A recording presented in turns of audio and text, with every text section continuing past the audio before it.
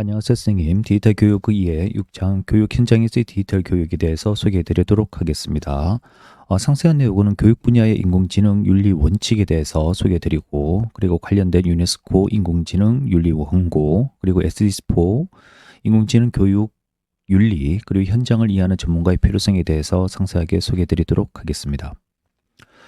우선은 생성형 인공지능 출현이라는 것은 창의력도 도움이 되고 인간 소년의 존재로 인식되기도 하고 이런 면이 있지만 좀 굉장히 위협적인 면이 있죠. 그래서 어떤 기술이 나온 다음 윤리 부분이 이렇게 나중에 좀 보강되었다 그랬다면, 지금 이 인공지능 기술은 워낙 속도가 빠르고 또 파급력이 강하니 윤리적인 부분을 세부 원칙을 좀 세워놓고 또 적용시켜 가는 그러한 과정 특징이 있습니다. 그래서 교육부는 사람의 성장을 지원하는 인공지능이라는 주요 원칙과 10가지 세부 원칙을 제안하고 있는데, 그 내용을 보도록 하겠습니다. 자, 우선 들어가기 전에 2024년도지만 인공지능 교육 서비스 안내 그러면서 여러 가지 이제 프로그램들도 이제 소개하면서 선생님들에게 안내해 드렸습니다. 각각의 어떤 큰 대형 교과서 업체라든지 아니면 솔루션 업체가 내었는데, 그의 컨텐츠는 거의 유사하고 실질적으로 인공지능을 굳이 안 쓰더라도 패턴 분석이라든지 특정한 분석 툴을 좀 이용하게 되면 구현할 수 있는 수준이었는데, 특별한 인공지능을 사용한다 이런 내용은 크게 없었죠. 근데 요즘 들어서 크게 부각되고 있는 그런 프로그램 중에 하나가 브루라든지 아니면 영상 자막 처리 또는 TTS 이런 쪽이죠. 내용을 집어넣었을 때 어떤 글을 집어넣었을 때 영상을 만들어 준다든지 이미지를 자동 생성해 준다든지 또 그 내용을 요약한다든지 아니면 파워포인트를 자동으로 만들어 주든지 이런 부분이 학교에서 많이 사용되고 있는 것 같습니다. 그래서 교육부에서는 교수 학습 지원 도구가 있고, 그리고 외부 서비스, 콘텐츠 서버, 서비스 이렇게 생각하고 있는 것 같습니다. 왼쪽에 유저, 학생, 교사, 학부모, 학교, 교육청이 유저가 되고, 지금 기존에 있던 학습 포털 시스템과 연동이 되고, 그리고 외부 서비스 결제 인증, 그리고 교사 일반 PC에 있어서 다른 쪽에서 콘텐츠 공급자하고 연결되는 이러한 큰 플랫폼을 구성하고 있더라고요. 이게 전체적인 이게 운영 로드맵이라 그럴까요? 이런 플랫폼을 생각하고 있고 지금 맞춰서 개발되고 있는 것 같습니다.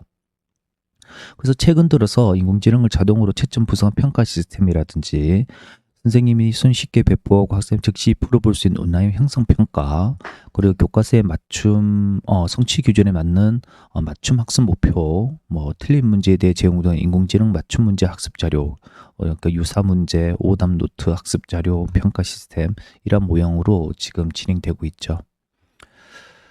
그리고 대학에서도 맞춤형 인공지능 프로그램을 실행하거나 지역교육청 또는 에듀테크 회사 협력한 사례가 많이 늘고 있죠. 동국대학교 어려 인공지능학과 이러면서 또 인공지능과 맞추고 있고요.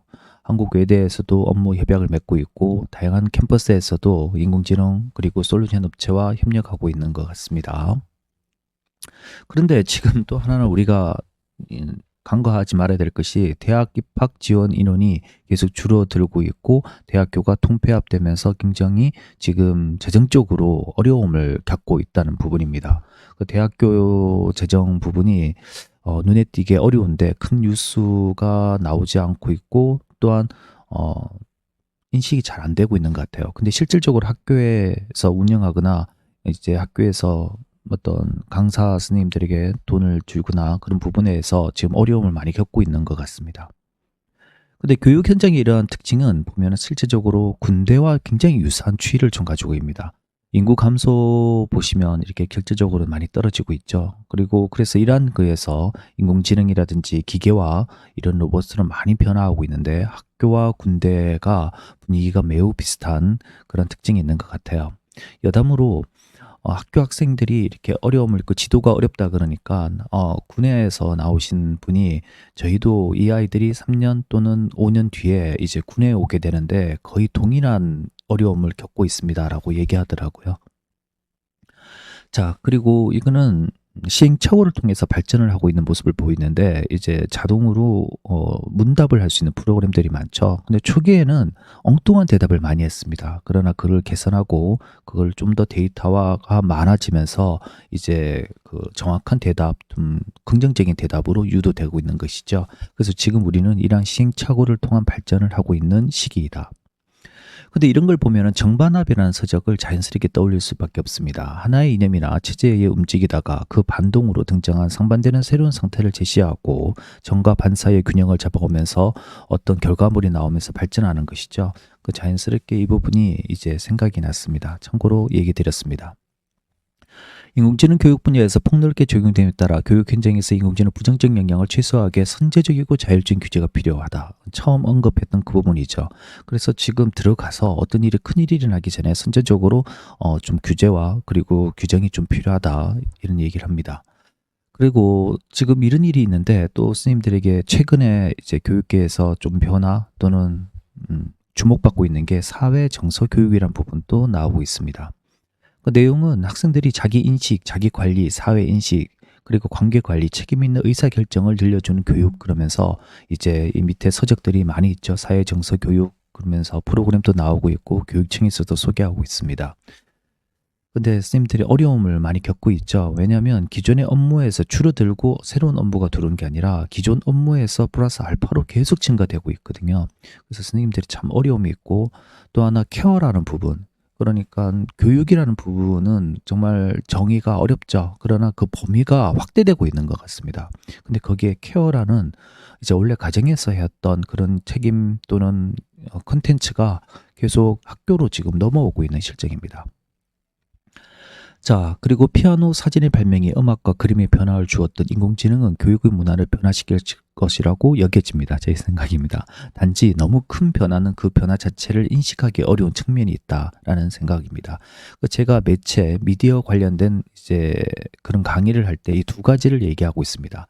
하나는 그 매체를 다르게 사용했을 때 사람의 가치 또는 문화가 변화되고 내 행동 양식이 변화시킬 수 있다는 거고, 근데 정말 더 어려운 것은 내가 그 변화가 일어나고 있는 것을 인식하기 어렵다는 부분이죠. 지금 그러한 시대가 아닌가 생각합니다. 뭐 여담으로 이제 이세돌 님이 이제 바둑을 두면서 왜 이렇게 창의적이지라는 생각을 했습니다. 알파고를 느끼면서. 근데 그걸 어떻게 보면 다르게 생각해 보면 인공지능의 창의력은 사람이 가지고 있는 관념, 이거 하면 안 돼, 이거 하면 돼, 이런 관념 자체가 없잖아요. 이 관념이 없다는 것은 굉장히 무서운 일이 될 수도 있다. 자, 그리고 이러한 어떤 공고 사항에서 그냥 바로 한국에서만 나온 게 아니라 이제 국제 규정이라든지 아니면 합의가 이루어졌죠. 그래서 가장 대표적으로 유네스코 윤리 공고입니다. 유네스코 인공지능 윤리 공고는 인공지능 개발 및 활용에 있어서 상업적 지정학적 목표보다는 인간 중심의 가치를 우선으로 요구하고 있습니다. 그래서 각국 정부가 법적 제도적 장치를 마련하는데 좀 기준이 되고 있는 것이죠. 이게 최근의 일이 아니라 1년 또는 2020 여기 1년이거든요. 2년 이때 합의가 되면서 유네스코 인공지능 윤리 공고 현안 및 법적 과제 2021년 4월 16으로 나오네요. 이렇게 준비되어 가고 4, 5년 차 되어 가고 있습니다.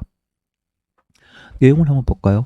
2021년 11월 193개국 회원국이 만장일치로 채택한 세계 최초의 인공지능 윤리 표준입니다. 인간 그리고 인간 존엄성의 보호, 공정성, 투명성, 책임성, 안정성, 지속 가능성, 그리고 뭐 주요 정책, 환경, 젠더, 교육, 건강, 이렇게 또 윤리, 영향, 준비도 평가 뭐 이렇게 내용이 나오고 있습니다. 근데 대한민국 교육부 인공지능 윤리 원칙 보시면 뭐 10가지라고 얘기하는데 우선 주요한 내용은 인간 성장 잠재력 극대화, 학습 주도성, 교수자의 전문성 존중, 교육 당사자 관계 공고화, 교육 기회 균등, 공동체 연대, 사회 공공성 증진 기여. 대충 대략적인 내용이 어떤 그림이신지는 아시겠죠? 그래서 이런 내용으로 쭉 내용의 10대 원칙으로 해서 인권 보장 및 프라이버시 보호, 다양한 존중, 침해 금지, 공공성, 연대성, 데이터 관리, 책임성, 안전성, 투명성 관련된 내용으로 지금 윤리 원칙을 가지고 적용되고 있다. 한국의 인공지능 윤리 10대 원칙은 인권의 보장과 프라이버시 보호, 다양성, 침해, 그리고 책임성, 안정성, 투명성에 대한 내용으로 쭉 준비되어 있고, 그리고 이거 2000년대 기사입니다. 정부 사람 중심의 인공지능 윤리 원칙 최종 발표, 그래서 3대 원칙과 10대 요건으로 구성된다. 이 기준을 가지고 들어가는 것이죠. 다시 말해서 인공지능 기술이라든지 이런 부분이 예전에는 특정한 기술이 나오고 제품이 나온 다음에 윤리 부분이 좀 많이 나왔다 그러면 지금은 선제적으로 윤리 원칙을 좀 세워두고 지금 들어가는 면이 있다. 자, 그런데 너무 많이 나와요. 이런 선언이라든지 규정이라든지 참 정책자나 또는 교수 선생님께서 이런 걸 참 좋아하는 것 같아요. 참 이상적이죠. 그러나 이런 것도 필요한 부분이 있는 것 같습니다. 그래서 인간 성장 잠재력 이끌어내고 기획균 등 공공성 증진 그리고 투명성 내용이 관련된 내용을 쭉 내용이 나오고 있습니다. 좀 상세하게 볼까요? 인간 성장과 잠재력 영향을 도구 활용한다 내용이 나오고 있고요. 혹시 영화 마더 보셨나요? 영화 마더 보시면 이 로봇이 사람을 키웁니다. 이 내용과 연계해서 한번 생각해보고 또 한번 영화를 한번 보시면 어떨까 이런 생각이 듭니다. 학습자의 주도성과 다양성을 보장한다. 그러니까 주도성과 이 인간의 그 창의력과 자기 주도 또는 주도성에 대한 것을 좀 해치지 말아야 된다는 얘기 나오고 있죠. 교수의 전문성을 지원하고 있고요. 긍정적 교육 관계를 이제 강화한다. 자, 그리고 제 생각입니다. 근데 이런 내용을 너무 많이 준비하잖아요. 이렇게 많은 것을 갖춰져가지고 주면 이렇게 좋게 반응하겠지. 어떻게 보면 행동주의적인 그런 또 생각도 있는 것 같아요. 구성주의적인 면도 있지만. 근데 제 생각은 때론 결핍 상태가 필요할 때도 있다. 이제 교육 매체. 지금 아래는 룩베송 영화 감독의 그 사례입니다. 뭐 여기서 그리스 작은 섬에서 왔어요. 망가나니 섬이라고. 여긴 돌밖에 없었다는 겁니다. 근데 아이들은 그 돌을 잡고 자동차로 가지고 놀았죠. 그러니까 아무것도 없는 것에서 의지력으로 올려서 상상력을 이렇게 올린 겁니다.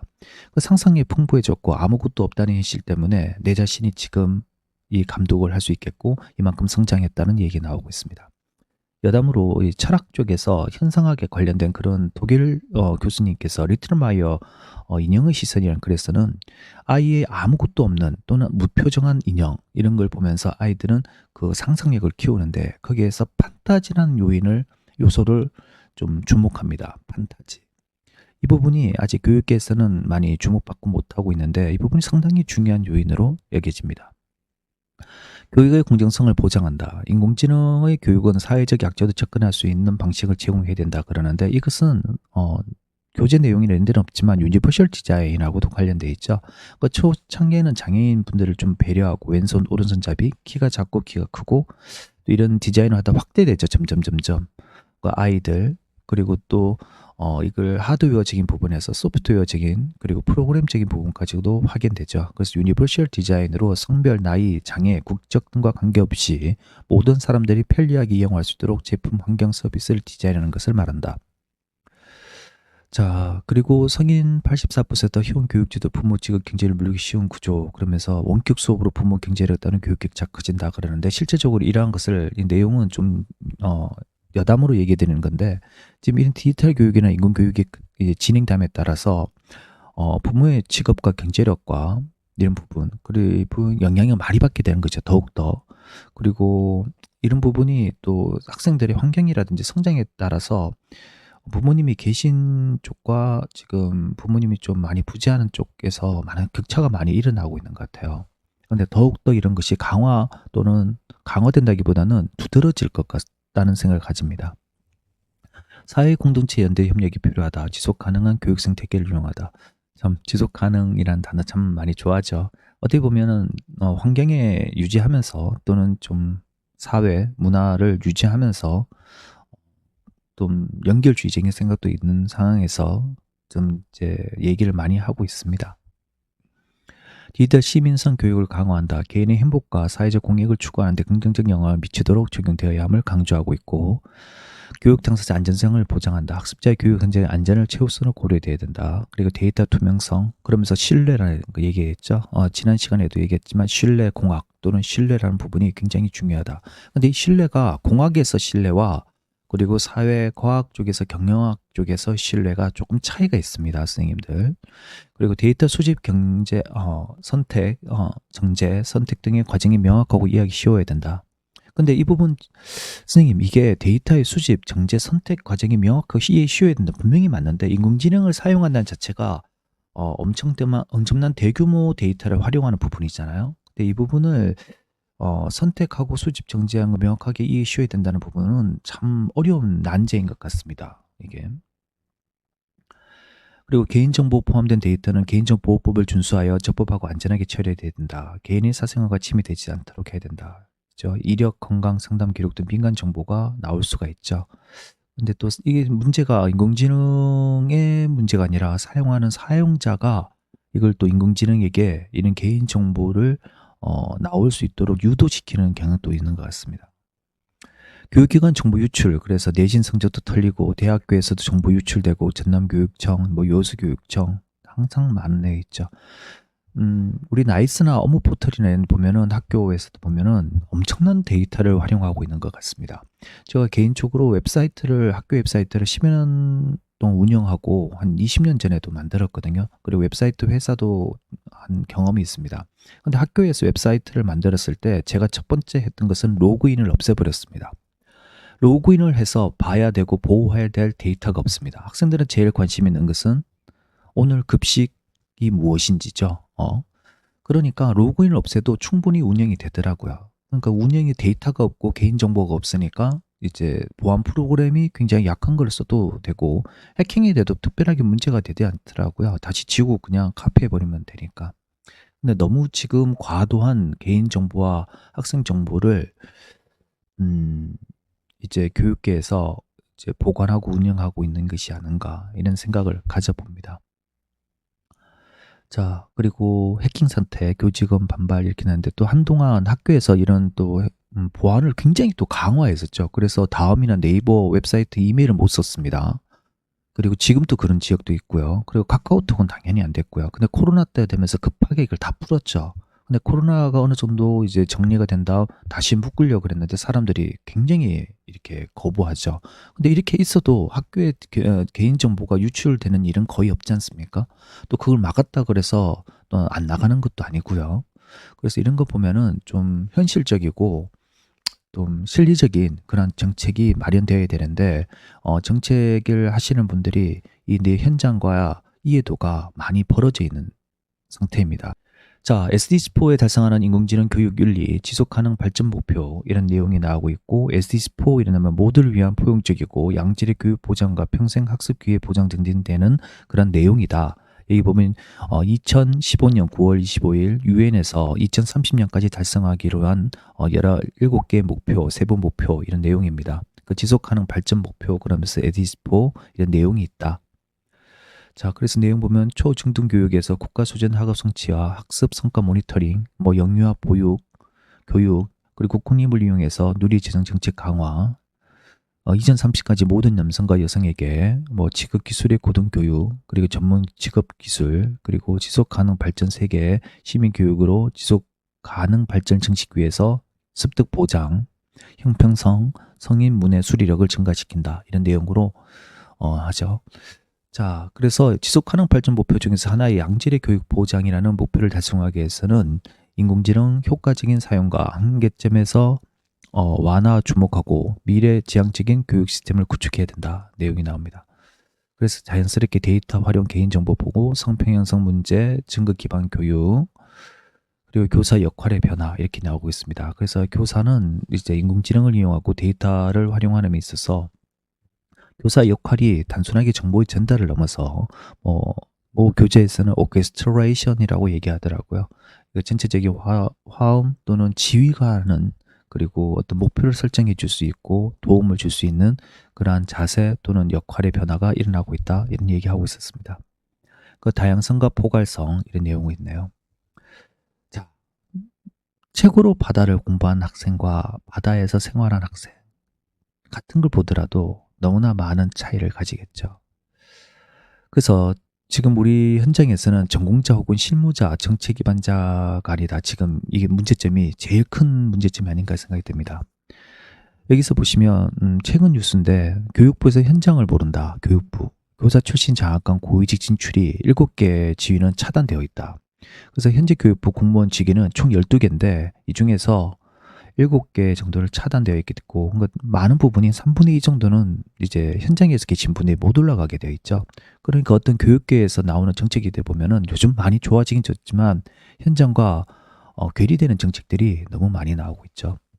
제가 예전에 웹사이트를 하면서 웹사이트에 어떤 운영 정책이라든지 그런 것이 뭐 공지가 안 돼 있어서 표준안을 외부에서 가져왔던 것을 써서 적절하게 학교에 이렇게 공지를 해놨습니다. 그 교육청에서 가니까 이걸 왜 했냐는 겁니다. 이게 없기 때문에 해놨습니다. 그러니까 저에게 경고성으로 이렇게 얘기를 하더라고요. 이런 걸 하시면 안 된다고. 의미는 있겠죠.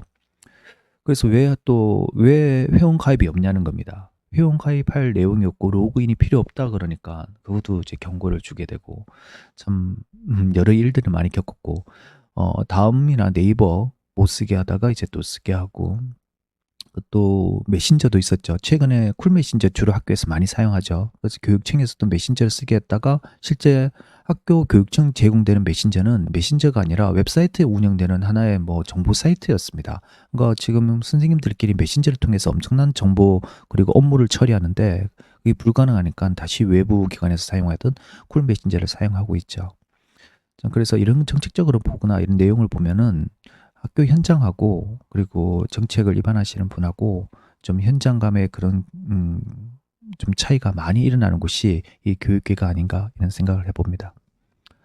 자, 이제 마지막으로 서바이벌 패밀리라는 영화 한 편을 소개해 드리겠습니다. 2017년 영화고요. 혹시 좀 시간이 되시면 한번 보십시오. 내용은 다른 게 아니라 갑자기 전기가 사라집니다. 그리고 3, 4년, 4년인가요? 지나서 다시 전기가 들어옵니다.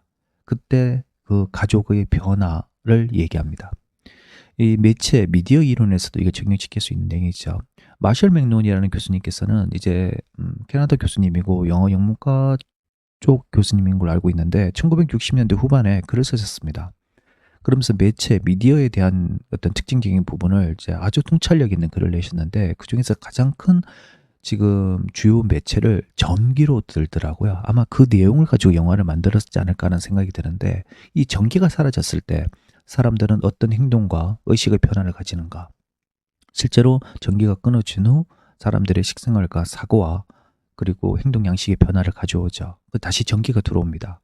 그랬을 때 사람들의 또 어떤 변화가 되는 것을 얘기하는 그러한 영화입니다. 자, 오늘 여기까지 마치도록 하겠습니다. 선생님 감사합니다.